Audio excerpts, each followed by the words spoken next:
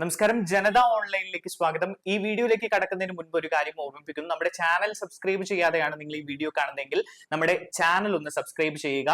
കൂടാതെ അടുത്തുള്ള bell icon click ചെയ്യാൻ മറക്കരുത്.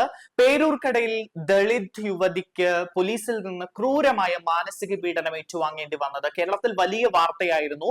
അതുമായി ബന്ധപ്പെട്ട സർക്കാർ ചില നടപടികൾ സ്വീകരിച്ചിരുന്നു. എന്നാൽ ഇപ്പോൾ ഏറ്റവും ഒടുവിലെ ഒരു വാർത്ത കൂടി പുറത്തു വരികയാണ്.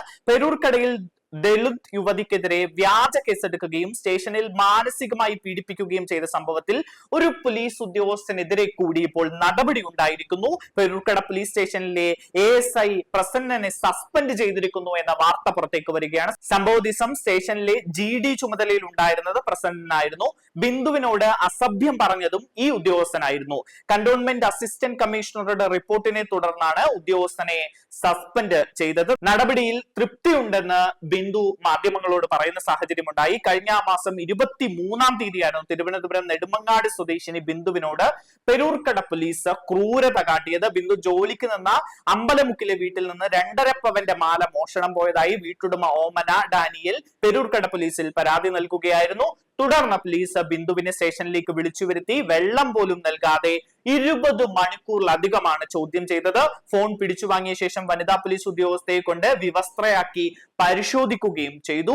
SI ഉൾപ്പെടെയുള്ളവർ മാലക്കള്ളി എന്ന് വിളിച്ചും അസഭ്യം പറഞ്ഞും മണിക്കൂറുകളോളം ചോദ്യം ചെയ്തു. ഇതിനിടെ ബിന്ദു കുടിക്കാൻ വെള്ളം ചോദിച്ചു. ശുചിമുറിയിൽ നിന്ന് കോരി കുടിക്കാനായിരുന്നു ASI പ്രസന്നൻ പറഞ്ഞത്. ഇദ്ദേഹത്തിനെതിരെയാണ് ഇപ്പോൾ നടപടി ഉണ്ടായിരിക്കുന്നത്. പുലർച്ചെ 3:30 വരെ ചോദ്യം ചെയ്യൽ തുടർന്നു. കുറ്റം സമ്മതിച്ചില്ല എങ്കിൽ മക്കളെ കേസിൽ കൊടുക്കുമെന്ന് ഭീഷണിപ്പെടുത്തി. ചോദ്യം ചെയ്യലിന് ശേഷം പരാതിക്കാരിയുടെ വീട്ടിൽ തിരച്ചിലിനായി ബിന്ദുവിനെ കൊണ്ടുപോയി. തൊണ്ടി മുതൽ ലഭിക്കാതെ വന്നതോടെ തിരികെ സ്റ്റേഷനിൽ എത്തിക്കുകയായിരുന്നു. 24-ാം തീയതി ഉച്ചവരെ കസ്റ്റഡിയിൽ വെക്കുന്ന സാഹചര്യമുണ്ടായി. ഒടുവിൽ സ്വർണമാല പരാതിക്കാരി ഓമന ഡാനിയലിന്റെ വീട്ടിൽ നിന്ന് കണ്ടെത്തുകയായിരുന്നു. സംഭവത്തിൽ SI പ്രസാദിനെ അന്വേഷണ വിധേയമായി സസ്പെൻഡ് ചെയ്തിരുന്നു. അതിനിടെയാണ് ഇപ്പോൾ ഒടുവിൽ ഈ നടപടി കൂടി ഉണ്ടായിരിക്കുന്നത്.